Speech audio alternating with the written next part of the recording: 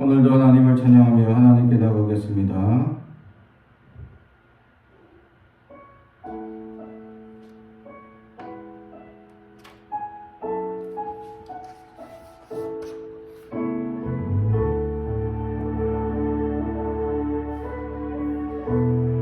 기쁨의 날 주시네.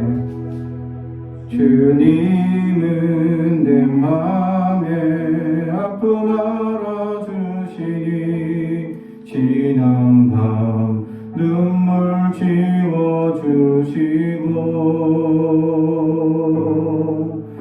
아침에 돋아나 어린 풀들과 같이 내 마음을 새롭게 하네.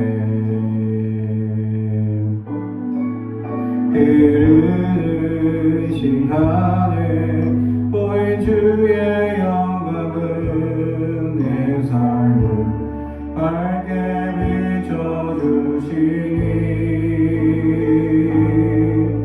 온 땅과 모든 산보다 전에 계셨던 주님 창조의 주를 찬양하네. 주님은 거친 바다 위 나의 영혼 손으로 굳게 잡아주시네. 주님께 맡긴 인생의 여정 속에 아픈 만큼 기쁨의 날 주시네.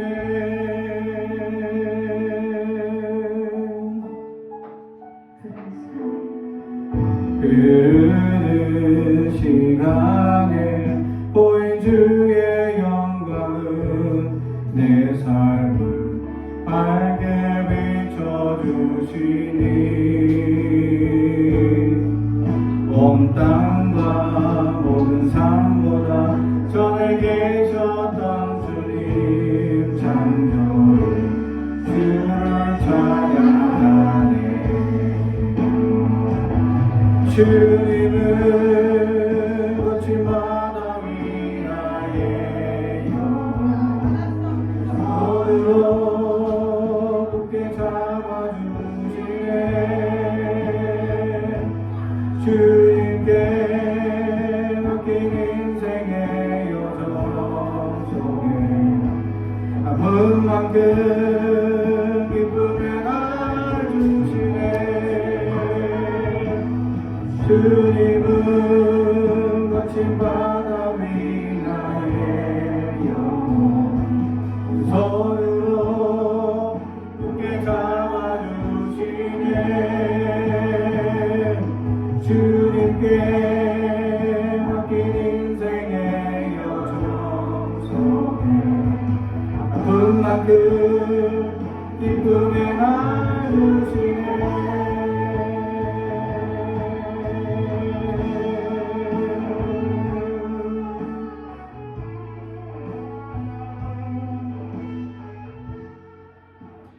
계속해서 우리 예배자의 기도 하나님께 찬양합니다.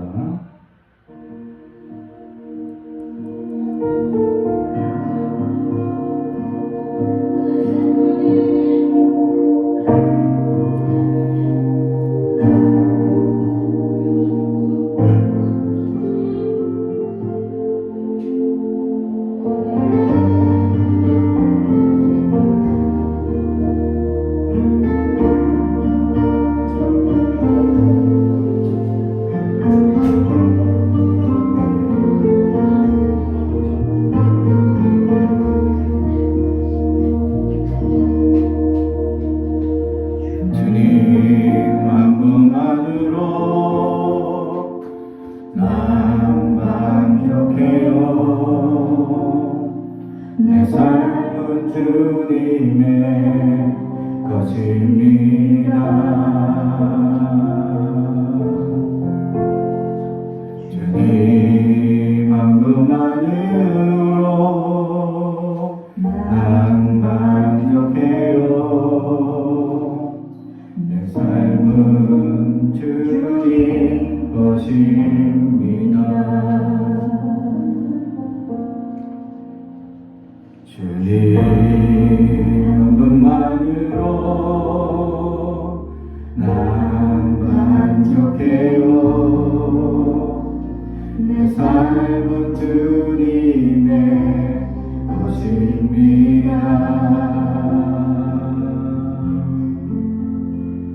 주님 한 분만으로 난 만족해요. 내 삶은 주님 것입니다.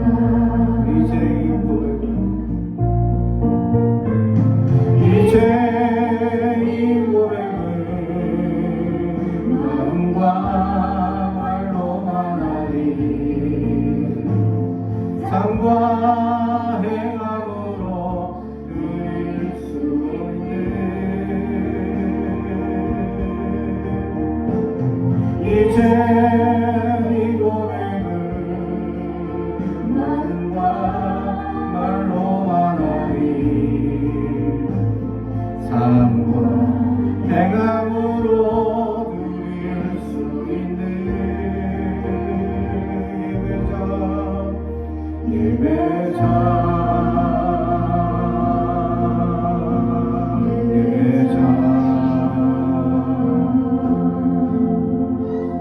살아있는 예배 겸손한 예배 원하시는 예배 되게 하소서.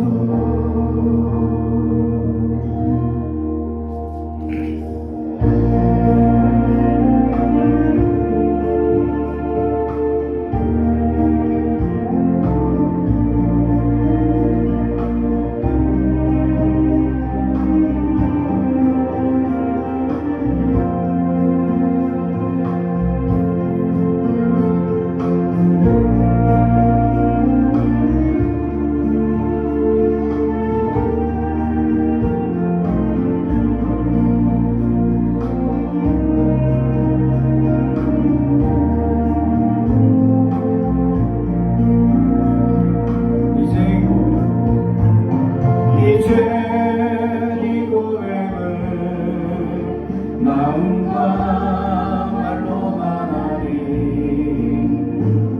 삶과 행함으로 드릴 수 있는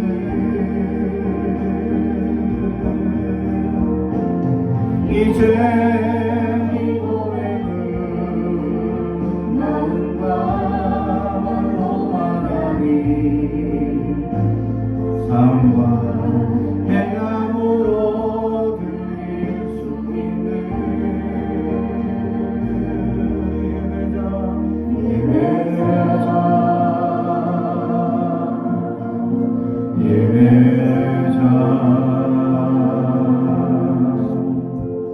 살아있는 예배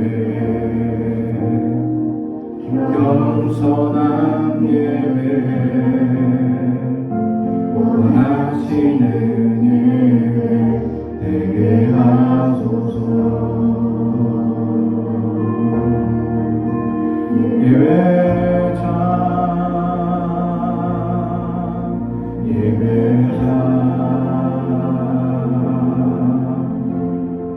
살아있는 예배 겸손한 예배하며 원하시는 예배 되게 하소서.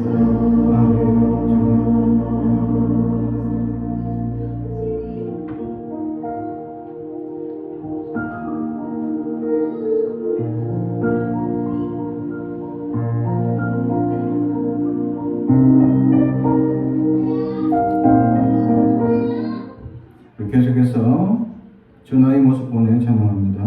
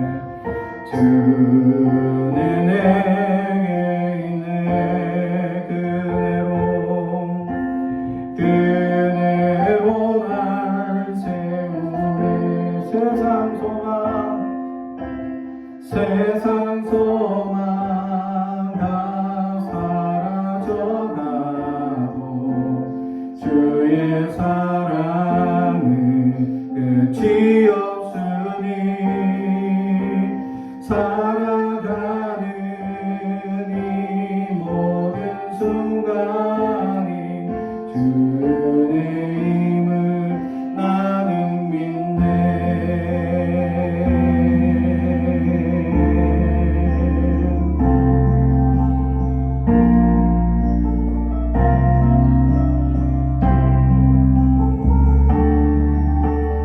주의 사랑 내게 있네. 그 사랑이 날 채우네. 주네 내게 있네.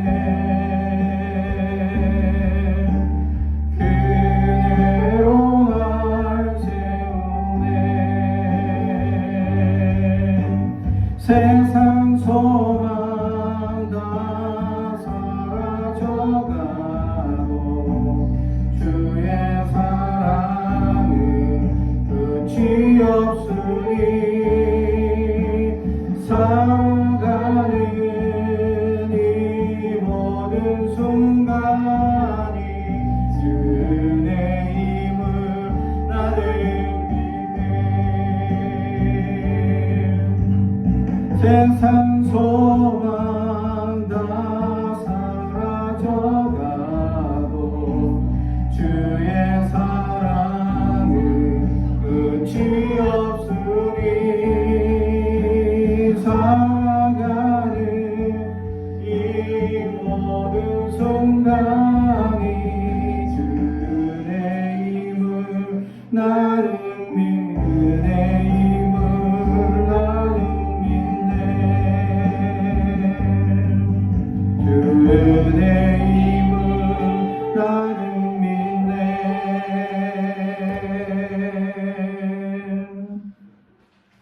아멘. 오늘 우리에게 주시는 하나님의 말씀은 데살로니가전서 4장 13절에서 18절까지 말씀입니다. 데살로니가전서 4장 13절에서 18절까지 말씀, 하나님의 말씀을 봉독하겠습니다. 하나님의 말씀을 경청해 주시기 바랍니다. 형제들아, 자는 자들에 관하여는 너희가 알지 못함을 우리가 원하지 아니하노니 이는 소망 없는 다른 이와 같이 슬퍼하지 않게 하려 함이라.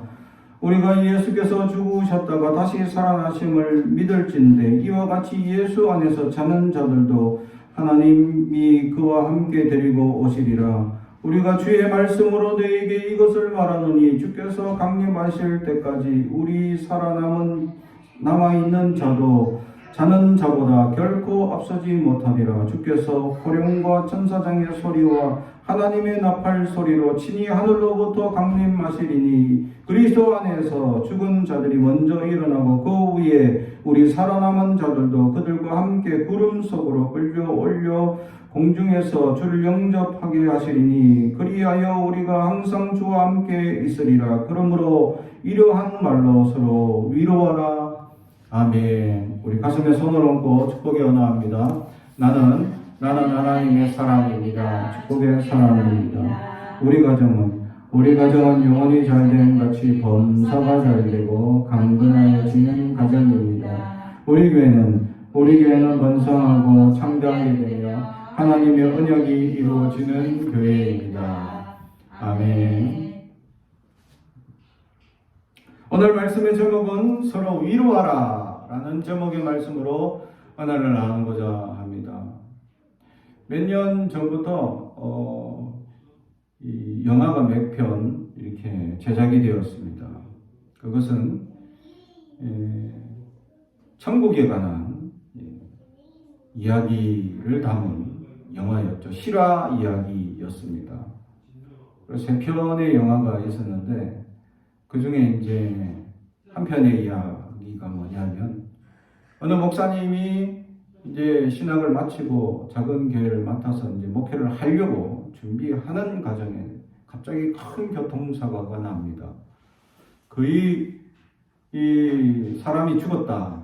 실제로 경찰이 도착하고 사람들이 도착했을 때는 이게 맥을 짚어보니까 맥이 짚히지 않는 겁니다. 그래서 죽었구나 라고 생각하고 사람들이 거의 이제 그냥 덮어놓고 이제 구급대원들, 이제 미국은 이 대륙이 크니까 오는 시간이 좀 걸리죠. 그 오는 시간 동안 이제 덮어놓고 이제 포기하고 구조 뭐 이런 거 할 거 없이 그냥 이제 수습만 하면 된다라고 생각하고는 이렇게 포기하고 있었던 거죠. 그러던 중에 이제 그 길을 지나가던 어느 목사님 한 분이 마음이 너무 안타까운 겁니다. 경찰에게 물어보니까 교통사고로 사람이 돌아가신 것 같다. 그래서 그 목사님이 그러면 제가 목사인데 기도라도 한번 할 수 있게 해달라라고 부탁을 드렸습니다. 그러면 기도하십시오 목사님 하고 이제 이렇게 배려를 해줬죠. 그래서 그 목사님이 이 사고가 난 그 차로 갔죠. 차가 완전히 이제 아작이 나서 뭐 사람이 껴 있는 그런 이제 상황이 되어져 있습니다. 거의 더 이상 움직일 수도 없고 꼼짝할 수도 없고 뭐 그런 상황이었죠. 그래서 그 목사님이 그 본네트 위로 앞 열치가 깨진 그것을 통해서 이제 그 사람 손을 붙들고 머리를 붙잡고 이제 기도를 했습니다. 이 영혼을 불쌍히 여기시고 하나님의 크신 위로로 거두어 주옵소서라고 안타까운 마음으로 기도를 합니다. 그리고는 그 목사님이 찬양을 합니다. 하나님, 나 같은 죄인 살리신 하면서 찬양을 하니까 그 죽었다고 하는 그 사람이 그 찬송가를 따라 부르고 있는 겁니다.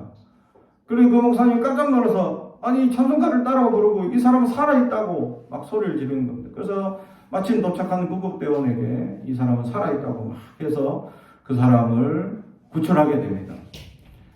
죽었다고 생각하는 그 10여 분 동안 그 사람은 정말로 죽었던 겁니다. 그리고는 천국을 누리고 왔습니다. 실제로. 근데 자기는 그 우리가 느끼는 시간대에서는 뭐 한 10여 번밖에 안 되는데 그분에게는 엄청난 시간을 경험한 것 같아요. 그리고 깨어났는데 이제 깨어났을 때 다리 하나도 거의 뭐 뼈가 다 어그러져서 뭐 이렇게 맞춰 놓은 상태, 양쪽 다리가 거의 뭐 뼈가 다 으스러진 상태로 되어서 맞춰 놓은 상태였다라는 거죠. 그래서 막 쇠 꼬챙이로 뭐 이렇게 골격을 맞추는 그런 수술, 대수술을 며칠을 거쳐서 몇 번을 거쳐서 하게 됩니다. 그렇게 겨우겨우 이제 목숨을 구제했는데 그 목사님이 아무 말도 하지 않는 거예요. 살아난 것에 대한 기쁨이 없는 겁니다. 그래서 부인이 찾아와서 왜 그러냐, 왜 말이 없느냐 하니까 그 목사님은 창만 바라보고 하염없이 아무 말도 없는 겁니다. 그 왜 그러냐? 그래서 스승 목사님이 오셔가지고 이제 그 교회를 이제 이렇게 대신 해달라고 부탁하셨던 스승 목사님이 오셔서 왜 무슨 일이 있느냐? 왜 당신은 내가 그런 사람이 아닌 줄 아는데 왜 살아난 것이 기쁘지 않느냐라고 물었죠. 그러니까 그 목사님이 살아난 게 안 기쁘다는 겁니다. 왜? 천국을 누려봤기 때문에. 지금 살아나서 늦어보니까 다리 양쪽이 다 부서져가지고 꼬챙이에 꽂혀 있는데 24시간이 고통이에요. 이게 이제 수술해본 사람은 압니다. 이게 이제 이 진통제를 맞아도 아픈 그 통증이 있어요. 진통제를 맞아도 아픈 그 통증. 진통제로 잡을 수 없는 고통. 그래서 막 24시간 자기는 아프다는 거예요. 근데 그 잠깐 동안에 자기는 천국에서 너무 행복했다는 거예요. 너무 행복하고 그곳에 머무르고 싶었다는 거예요. 근데 딱 눈 떠보니까 자기 다리가 이게 부서져 있고 고통이 계속 끊임없이 다가오고 그것도 뭐 하루 이틀 아니고 그 사람이 회복되는 5년 동안에 계속 고통을 당해요. 그래서 쇠심을 계속 박아놓고 계속 고통을 당해야 하는 상황이 된 거죠. 그러다 보니까 자기가 너무 마음이 상한 겁니다. 내가 하나님 나라 그걸 맛봤는데 내가 그곳에 계속 있었으면 좋을 건데 왜 이 땅에 오셨냐? 나를 왜 이곳에 살게 하셨냐? 그것도 불구자로 아무것도 내가 할 수 있는 것이 없는 이런 불구자로 나를 왜 깨워주셨냐? 라고 한탄할 때 그 목사님이 그 스승 목사님이 제자 목사님을 향하여 손을 잡고 하나님께서 당신을 통해서 하실 일이 있다고 보내주신 겁니다. 라고 얘기를 했죠.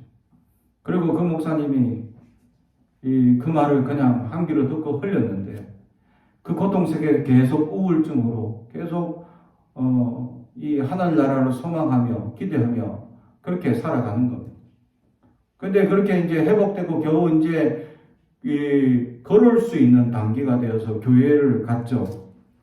아직 이렇게 설교할 수 있는 영혼의 상태가 아니었기 때문에 그냥 참석만 하고 있었습니다.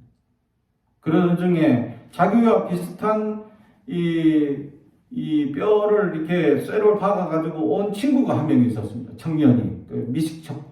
미식축구 선수였는데 이게 심하게 다쳐가지고 뼈를 맞춰가지고 이렇게 앉아있는 청년이죠. 그 청년이 여기 앉아있는 것도 불편해.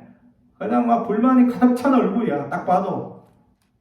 그때 그가 깨달았습니다. 아, 하나님께서 저 사람을 위로하기 위해서 내가 이 고통을 겪게 하셨구나.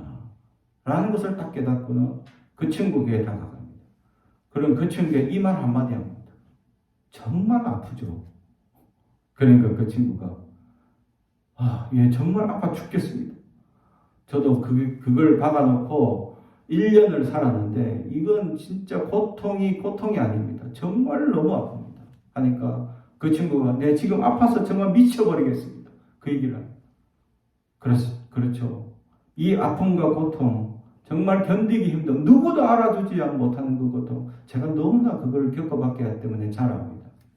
그런데 이 고통 지나고 나면 당신은 나중에 훌륭한 선수가 될 것입니다. 그러면서 그 친구를 위로하기 시작하죠. 그런데 그 목사님의 말이 그 친구에게 엄청난 위로가 되어주고 있었다라는 거죠.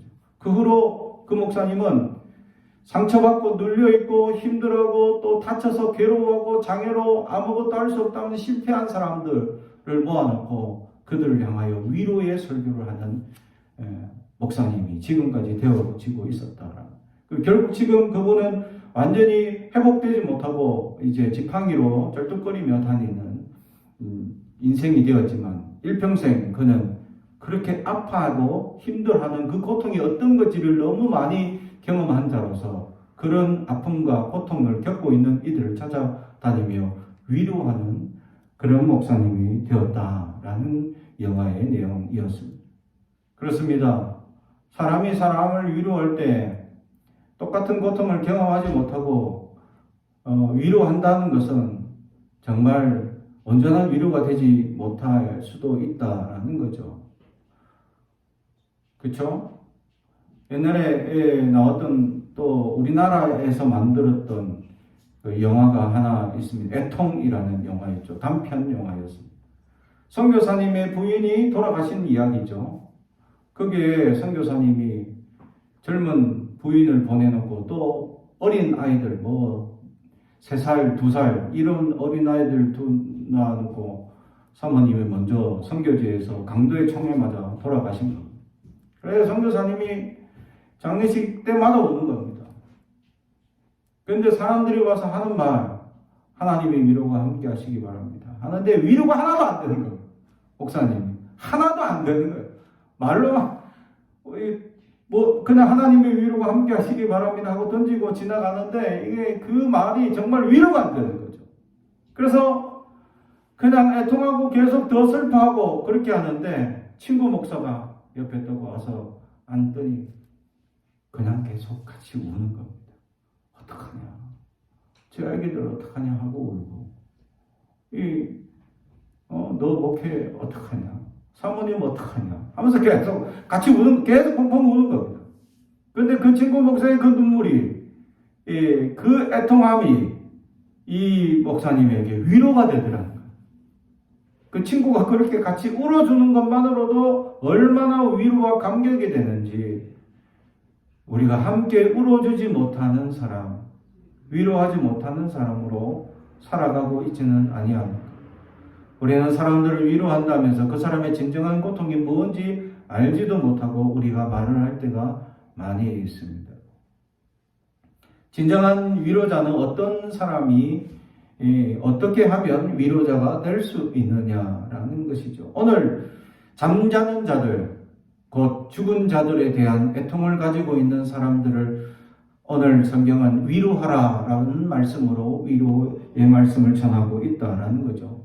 어떻게 전해야 진짜 위로할 수 있을까라는 사실이죠. 사실 상실의 아픔은 사람이 큰 어려움을 당합니다. 이 사람들이 함께 어울려 가족을 이루고 살다가 자녀들이 어느 날 커서 갑자기 자녀들이 장성하더니 부모님의 품을 떠나는 순간 부모님이 느끼는 허전함, 상실감이 아주 크다는 거죠. 그로 인해 찾아오는 우울증이나 이런 것이 크다는 겁니다. 자녀들은 아무것도 모르고 이제 독립했다, 이야 신난다 하고는 부모 품을 떠났다 하고는 막 떠나가죠. 그런데 부모 입장에서는 그 자녀 항상 품속에 있던 아이가 갑자기 떠나버린 이 상실감, 아픔이 엄청나게 크다는 겁니다. 그것을 심리학적으로는 빈둥지 증후군이라고 얘기를 합니다. 그래서 이제 품 안에 안고 있는 자녀들이 독립해서 나갔다는 것만으로도 기쁘고 감사한데 또 한켠에서는 마음이 허전하고 왠지 옆에서 맨날 뒹굴뒹굴 하던 애가 없어졌어. 이게 얼마나 허전하냐라는 거죠. 저희 아내가, 저 첫째가 이제 방학 때 와서 뒹굴 종일 엄마 앞에서 뒹굴뒹굴 대다가 갑자기 이제 학기가 시작되어서 학교를 또 가버리니까 맨날 허전한 마음으로 스트레스 확 쌓여가지고 우리한테 막 스트레스를 풀고 계시는 모습을 보면서 이거 이 사람 이제 빈둥지 증후군을 벌써 느끼고 있는구나 라는 생각이 들었죠. 그러더니 어느 날은 우리가 세 명의 자녀가 있으니까 막둥이를 불러요. 막내 별이를 불러. 그러더니 너 놀러 오면 요 앞에서 놀아라. 엄마가 갑자기 요 앞에서 놀아. 왜? 그 앞에서 맨날 놀던 큰 놈이 사라진 자리를 작은 놈이 좀 메꿔주기를 원하는 거죠. 근데 작은 놈은 별로 안 메꿔줘. 왜? 자기는 춤추러 가야 되니까. 밖에 나가서 춤춰야 되는데 엄마 앞에 깔짝깔짝거려서 뒹굴뒹굴 할 수 없거든. 체질이 달라. 그래서 엄마가 허전한 마음이 듭니다. 그래서 아이들 공부를 시켜야 되는데 애들이 엄마 곁에 와서 아장아장 모여가지고 막 노닥거리고 놀고 있으면 공부할 시간 이런 거 상관없이 그냥 계속 데리고 있는 거야. 옆에 있는 것만으로 만족하니까. 그래서 내가 한 번씩 잔소리를 해줘. 애가 공부해야 되는데 옆에 데리고 있다고 막 이렇게 잔소리를 합니다. 그렇죠? 이게 위로가 안 되는 겁니다. 한 사람의 빈자리라는 것이 크다라는 거죠. 그 위로를 할 수 있는 것은 이 완전한 위로라는 것이 없다라는 것이죠. 그래서 한 사람을 상실한다, 잃어버린다. 아니, 있는 사람이 잠시 다른 데 있는 것만으로도 마음이 허전하고 섭섭한데, 아니, 있던 사람이 사라지면 얼마나 고통이 되겠느냐라는 것입니다. 그럴 때 우리가 지난날의 고통들을 돌아볼 수 있습니다. 세월호 사건에 400명이 되는 우리의 자녀들이 하루아침에 사라져 버렸습니다. 눈앞에 있던 그 아이들, 건강한 아이들이 그냥 물속에 다 수장되는 사건을 우리가 겪었습니다. 이태원 사건으로 인해서 한순간 엄마 아빠 놀러 올게요 하고 갔던 아이들이 죽음으로 돌아오는 고통을 당하는 부모들이 있습니다. 그들은 어떤 말로도 그 잃어버린 자리를 회복시켜 줄 수가 없다라는 사실이죠. 그 상실한 마음이 얼마나 크겠느냐라는 사실입니다.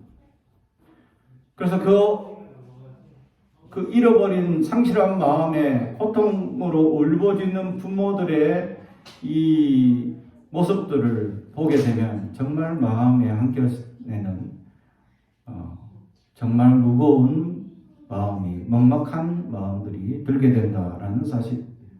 건강하는 아이들, 또 결혼 앞둔 어떤 신혼부부가 정말 이 어려움으로 돈을 모아서 이제 결혼을 준비하고 있는데, 그래서 이제 할리데이라고 이렇게 잠시 그 하루 정말 여유를 찾기 위해서 찾아갔던 그 찾음이 바로 죽음으로 돌아오는 부부의 이야기도 있습니다.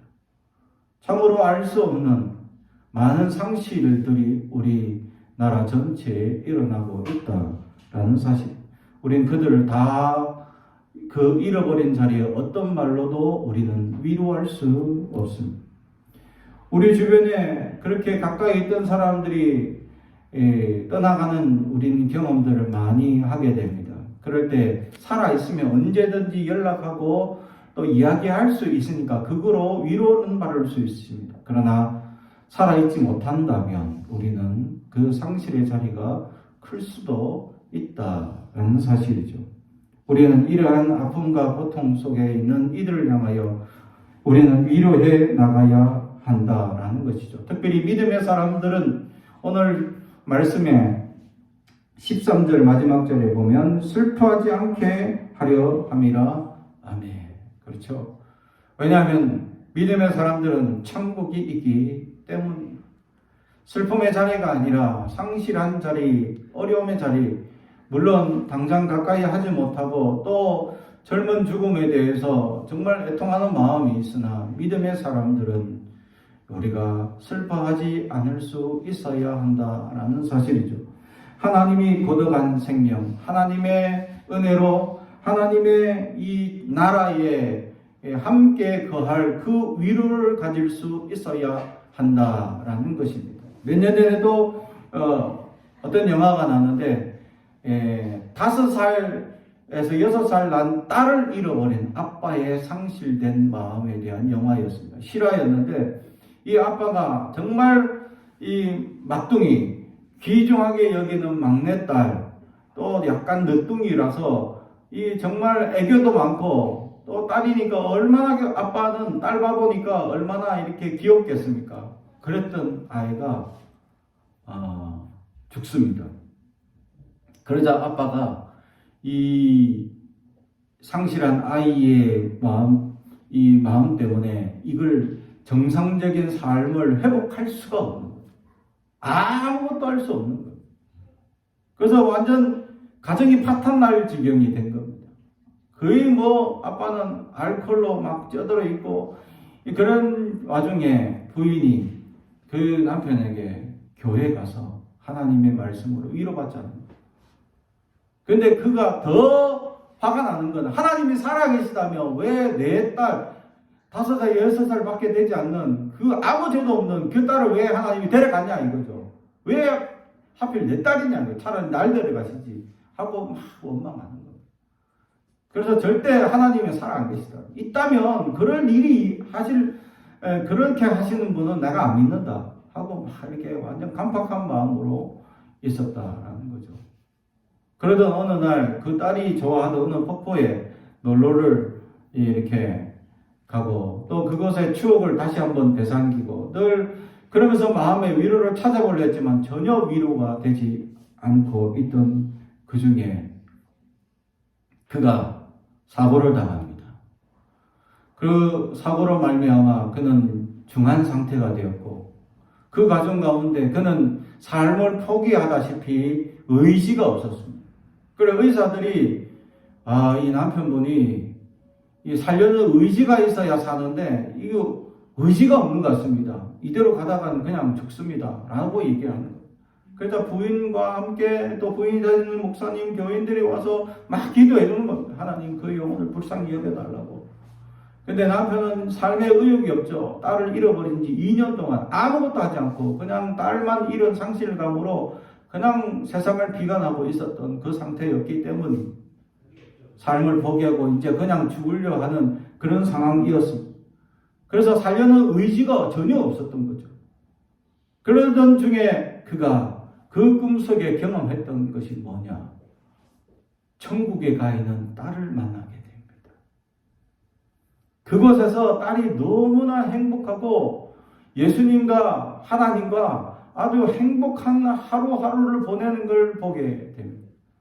그러면서 그 딸과 함께 또 딸뿐만 아니라 이 자기의 작은 아버지, 친척들을 거기서 다 천국에서 만나는 거예요. 그리고는 그분들이 그 친척들이 그 딸을 아주 애주정지 잘 보호하고 이렇게 돌보고 있는 것을 경험하게 된 거죠.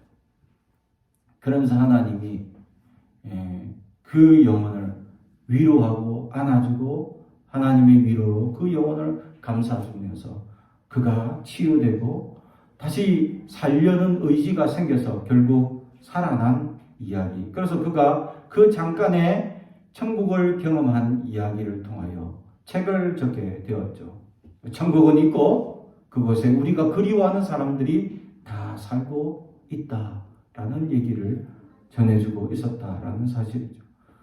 그렇습니다. 믿음의 사람들은 슬퍼하지 말아야 됩니다. 우리에게 다가오는 이 상실로 우리는 실망하고 좌절하는 것이 아니라 하나님께서 그들을 위로하시고 그들을 지켜주시고 그들과 함께 있을 하나님 나라를 소망하며 우리는 이 땅에 아직 우리에게 주어진 우리의 사명을 감당하며 살아갈 수 있는 그리스도인들이 되어야 한다라는 사실입니다.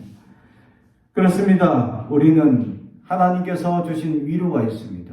하나님께서 우리가 이 땅에 먼저 데려가는 자들, 가슴 아프고 정말 먹먹해서 어떤 말로 위로가 되지 않지만 하나님은 그들을 통해서 우리에게 하시는 말씀이 있다라는 것이죠.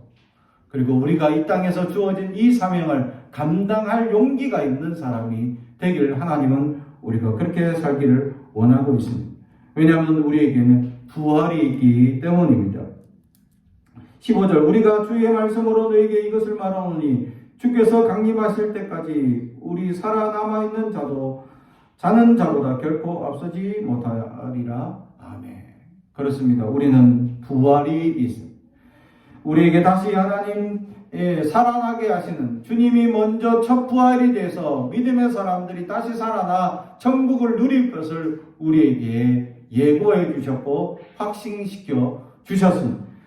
세상에 살아가며 우리는 수많은 고통과 아픔 속에 살아갈 때 우리는 부활신앙으로 살아가야 합니다. 왜냐하면 하나님 그 어려움과 고통에서 다시 살아나게끔 소망을 주실 것이기 때문입니다. 우리가 영원한 고통 속에 우리를 내버려 두시지 않기 때문입니다. 왜냐하면 하나님은 우리의 아버지가 되시기 때문입니다. 자녀들을 고통 속에 방치하시거나 자녀들이 어려움 속에 힘들어하도록 내버려 두시는 하나님이 아니다라는 겁니다. 우리를 찾아오셔서 우리를 진정한 하나님의 부활의 신앙으로 살아가기를 하나님은 소망하고 계신 듯이 우리의 삶의 현장에 고통이 있습니까? 우리의 삶의 현장에 어려움이 있습니까? 문제가 있습니까? 믿음으로 기도하고 소망한다면 하나님 반드시 우리를 이끌어 가실 것입니다. 하나님의 약속이 우리에게 있다면 그 약속을 하나님 반드시 이루시는 분이심을 우리는 알아야 합니다. 그러므로 우리는 소망을 가지고 하나님 앞에 부활의 신앙으로 영원히 고통받고 영원히 연약한 상태로 우리는 살아갈 것이 아니라 하나님 언젠가는 부활하게 하시고 다시 살아나게 하실 것을 기대하며 살아가는 믿음의 사람들이 다 될 수 있기를 주님의 이름으로 축복합니다. 마지막으로 하나님께서 우리에게 위로하는 가장 큰 위로는 뭐냐? 서로 위로하기를 원하고 있기 때문입니다.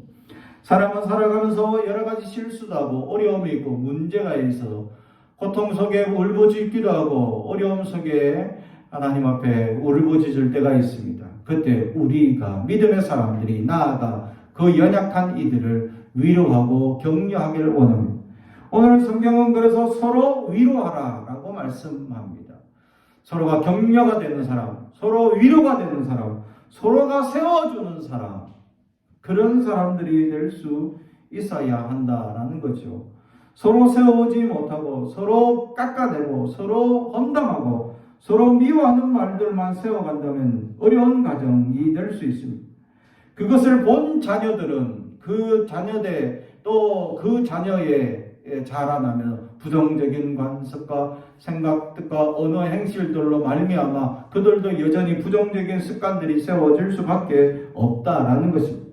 그렇습니다. 그러므로 우리는 두려움으로 우리의 삶을 돌아보면서 우리가 서로를 위로하고 우리가 서로를 세워주고 우리가 서로를 축복하고 우리가 서로를 사랑하는 그런 아름다운 가정, 아름다운 공동체가 될 수 있어야 한다라는 것을 오늘 성경은 우리에게 가르쳐주고 있습니다.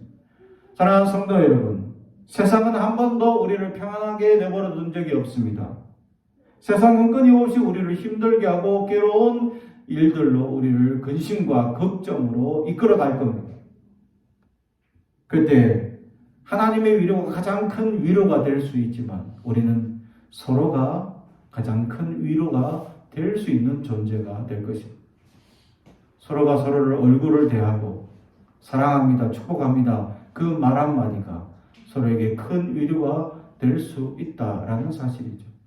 그러므로 우리는 사랑하는 데 힘쓰고 위로하는 데 힘쓰는 아름다운 꿈꾸는 교회가 되기를 주님의 이름 축복합니다.